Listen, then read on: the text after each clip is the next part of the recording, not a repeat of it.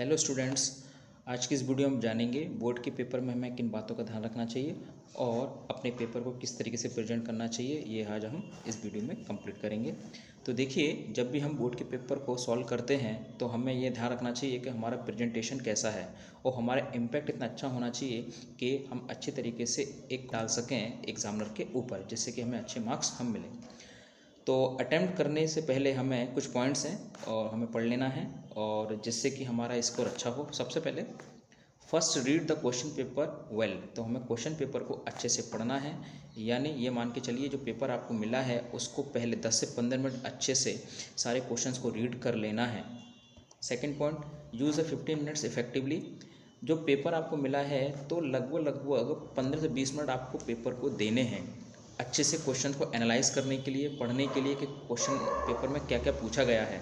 ऐसा ना हो कि आपने क्वेश्चन पेपर आते ही क्वेश्चन अटैम्प्ट कर दिया, ऐसा हमें कभी नहीं करना चाहिए। जल्दबाजी में क्वेश्चन पेपर अटैम्प्ट नहीं करना चाहिए। अगले पॉइंट्स की बात करते हैं। Don't worry about the tough ones. Question paper आप जानते हो बहुत सारे क्वेश्चंस होते हैं, यानी अगर क्वेश्चंस को हम डिवाइड करें 3 तरह के क्वेश्चन देखने को मिलते हैं।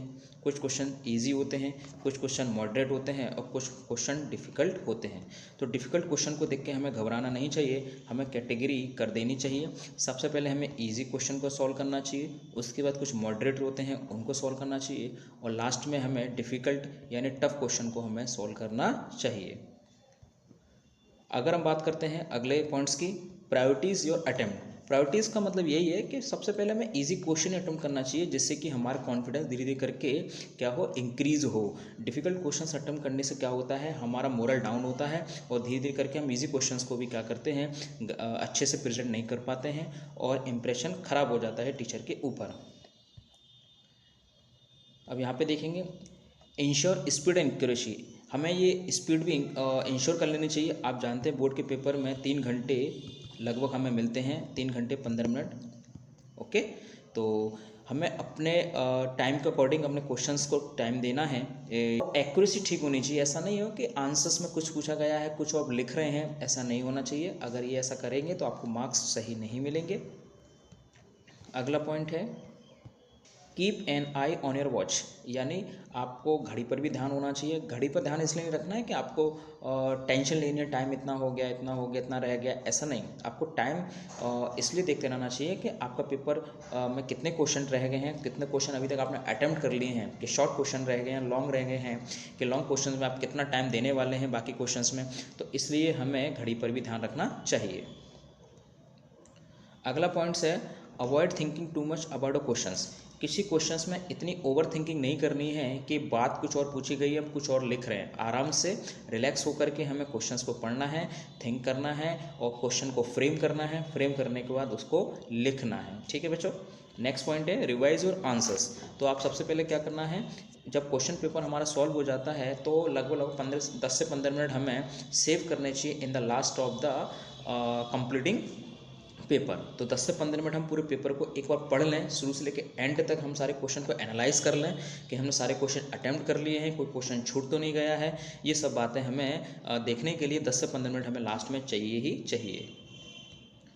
अगला पॉइंट है बच्चों, सेलेक्ट योर ऑप्शंस वाइजली। जब हमारे एमसीक्यू होते हैं, एमसीक्यू में आप जानते हैं कि जो 4 ऑप्शन हमें दे रखे होते हैं कि कुछ क्वेश्चंस बहुत ज़्यादा मतलब नज़दीकी दिखाते हैं। नज़दीकी का मतलब ऐसा लगता है कि सेम सेम आंसर्स हैं। तो आप ठीक से उनको पढ़ लें, एनालाइज कर लें, तब जा कर के हमें ऑप्शन वाले क्वेश्चनों में टिक करना चाहिए। ठीक है बच्चों। Use easy language. और जब भी हम आंसर फ्रेमिंग कर रहे हैं तो अपने क्वेश्चन की जो लैंग्वेज है वो बहुत इजी रखें, आराम से उसको समझा सकें, आप एक्सप्रेस कर सकें, उस एग्जामिनर है उसको पढ़ के अंडरस्टैंड कर सकें आप लिखना क्या चाह रहे हैं, आप समझाना क्या चाह रहे हैं। और ऐसी लैंग्वेज हमें रखनी चाहिए, यानी ईजी वर्ड्स का हमें प्रयोग करना चाहिए, ईजी लैंग्वेज का हमें यूज़ करना चाहिए। डिफ़िकल्ट वर्ड्स का यूज़ नहीं करना चाहिए कि आप ठीक से कन्वे ना कर पा रहे हो। ठीक है बच्चों।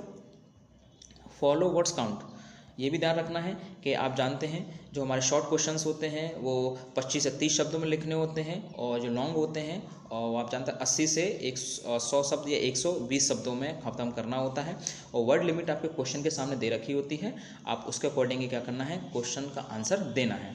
ऐसा नहीं है कि क्वेश्चन आप शॉर्ट दे रखा है और आपकी लिमिट जा रही है 50 शब्द 100 शब्द, ऐसा नहीं करना चाहिए, ठीक है, ये बिल्कुल फुलिशनेस है। तो आप वर्ड काउंट के अकॉर्डिंग ही क्वेश्चंस को सॉल्व करें।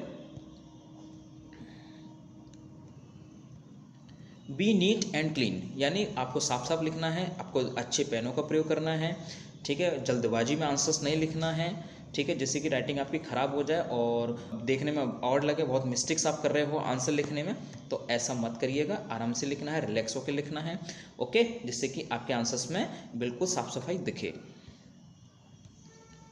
अगला है आपको अवॉइड यूजिंग स्लैंग्स। स्लैंग्स का यूज़ नहीं करना है। कुछ शॉर्ट लैंग्वेज SMS वगैरह वाली लैंग्वेज होती हैं, वो हमें बिल्कुल भी बोर्ड एग्जाम में यूज़ नहीं करना है, इससे इंप्रेशन ख़राब होता है, इसको ये अच्छा नहीं माना जाता है, इससे आपके मार्क्स कट सकते हैं, ठीक है बच्चों, तो ये हमें ध्यान रखना है। कुछ पॉइंट्स हैं टॉपिक वाइज, आप देख सकते हैं, जैसे कि अगर मैथ में हमें क्या करना है, make separate copies for formulas and theories to revise easily any time. आप एक कॉपी बना सकते हैं थ्योरम्स की, फार्मूलाज की, जिससे कि आप रिवाइज कर सकें। एक्यूरेसी बनाए रखने के लिए और स्पीड को मेंटेन करने के लिए आपको डेली प्रैक्टिस करनी होती है। Beware of the silly mistakes that you often mistake, तो जो छोटी छोटी गलती हैं वो हमें नहीं करना चाहिए। सॉल्व लास्ट ईयर क्वेश्चंस, पिछले साल के क्वेश्चंस अवश्य लगा लेना चाहिए, जिससे कि हमें आइडिया लगे पेपर कैसे बनता है। Do each and every questions and solve examples of NCERT books के एग्जांपल्स और लेना चाहिए, जिससे कि हमारा बिल्कुल समझ में आए क्वेश्चन कैसे बनते हैं। फोकस ऑन एनसीईआरटी बुक्स, केवल एनसीईआरटी बुक्स का ही फॉलो करें और टाइम मैनेजमेंट पर भी काम करना चाहिए, ठीक है बच्चों। तो ये मैथ्स के लिए हैं कुछ पॉइंट्स। उसी तरीके से इंग्लिश में क्या करना चाहिए, देखिए, practice mock papers. Mock paper जब हमारा सिलेबस पूरा हो जाता है तो मॉक पेपर्स की प्रैक्टिस करनी चाहिए। गो थ्रू प्रीवियस पेपर्स को लगाना चाहिए। लास्ट ईयर के जो सैम्पल पेपर हैं CBSE वाले, उनको लगाना चाहिए। और हमें राइटिंग स्किल्स पर ज़रूर ध्यान देना चाहिए, क्योंकि आप जानते हैं राइटिंग स्किल्स के ऊपर हमें बहुत सारे मार्क्स मिलते हैं। और साइंस की बात करते हैं, और अटेम्प्ट ऑल क्वेश्चन, साइंस में सारे क्वेश्चंस को अटेम्प्ट करना है। Questions carefully and make sure that answers are not very lengthy. Answers हमारे बड़े नहीं होने चाहिए, वर्ड लिमिट के अकॉर्डिंग होना चाहिए। In case of confusions spare time at the end of exams for that, ठीक है, कुछ हमारे लास्ट में टाइम बचा के रखना चाहिए, जिससे कि हम क्वेश्चन पेपर को रीड कर सकें। और अब जब आपने देखा तो very short answer type question, short answer type questions होते हैं और लॉन्ग आंसर टाइप क्वेश्चंस होते हैं। तो साइंस में 3 तरह के क्वेश्चंस आपको मिलते हैं, very short, short and long answer type questions, ठीक है। और लॉन्ग की बात करते हैं तो ठीक है, read questions paper and the marks allocations to each parts of. आप जानते हैं क्वेश्चन को अच्छे से पढ़ें, मार्क्स सामने दे रखे होते हैं और वर्ड लिमिट में दे रखी होती है। Explain lengthy answers with examples and diagrams. जो लेंथी आंसर्स होते हैं उनको अच्छे से एक्सप्लेन करें, डायग्राम भी उनके साथ बनाएं। Always draw diagrams with pencils with proper labelling in block letters, ठीक है, अच्छी पेंसिल के यूज़ कर अच्छे से डायग्राम बनाएं, और जो ब्लॉक्स दे रखे हैं उनको लेबलिंग करके आपको डायग्राम बनाना है। Recheck for all logics and calculations, सारे लॉजिक्स और कैलकुलेशंस को ध्यान में रख करके आपको कुछ काम करना है। Underline keywords of the answers, answers में जो कीवर्ड्स हैं, जो मेन वर्ड्स हैं, उनको हाईलाइट कर दें, जिससे कि टीचर्स का फोकस जाए। Draw a line after each answers to indicate end of that answers and beginning of new answers. जब ये लाइन ड्रॉ कर रहे हैं, ये दिखाने के लिए आप दूसरा क्वेश्चन शुरू कर रहे हैं, तो एक आंसर खत्म होने के बाद आप लाइन खींच दें, फिर दूसरा आंसर शुरू करें। अब बात करते हैं सोशल स्टडीज़, तो कुछ पॉइंट्स हैं, आप जानते हैं ग्लॉसरी वगैरह है, इनको ध्यान में रख करके हमें पूरे चैप्टर को पढ़ना चाहिए। Make a flow charts of important dates, events and people. Flow chart से अगर आप SST पढ़ेंगे तो बहुत अच्छे समझ में आता है। Right a very short summary of each important episode policy etcetera 50 to 60। और आप समरी पे ध्यान रख, अगर हम समरी पढ़ते हैं शॉर्ट में तो एक क्विक रिवीजन होता है उस चैप्टर का। Map work need to be taken seriously and practice. Map work भी हमें अच्छे से करना चाहिए और ध्यानपूर्वक करना चाहिए, उसकी प्रैक्टिस भी कर लेनी चाहिए कि 2-3 बार हमें मैप बना लेना चाहिए। After going through the course prepare the previous years papers, ठीक है, तो एक बार कोर्स पढ़ने के बाद प्रीवियस ईयर्स के पेपर हमें ज़रूर लगा लेने चाहिए। Tick mark the questions that you have attempted. Okay, tick mark वाले हैं उनको ज़रूर अटेम्प्ट करना चाहिए। For 1 marks question only 1 point for 1 word, and for 3 marks 3 points with explanation, and 5 marks for 5 points. तो आप जानते हैं very short, short, long type के क्वेश्चंस होते हैं। Do the map work in the map only and don't it in the answer sheets and use the pointed pencils for that। तो map work करना चाहिए। मैप वर्क करने के साथ साथ हमें पेंसिल का यूज़ करना चाहिए, पेन का यूज़ नहीं करना चाहिए। फॉलो द इंस्ट्रक्शंस प्रॉपर्ली, जो इंस्ट्रक्शन दे रखे हैं उनको ध्यानपूर्वक पढ़ के फॉलो करना चाहिए। कुछ इंपॉर्टेंट पॉइंट्स हैं बोर्ड के पेपर में हमें ध्यान रखने चाहिए जिससे कि हमारा स्कोर अच्छा हो। तो आज की इस वीडियो में इतना ही। Thank you.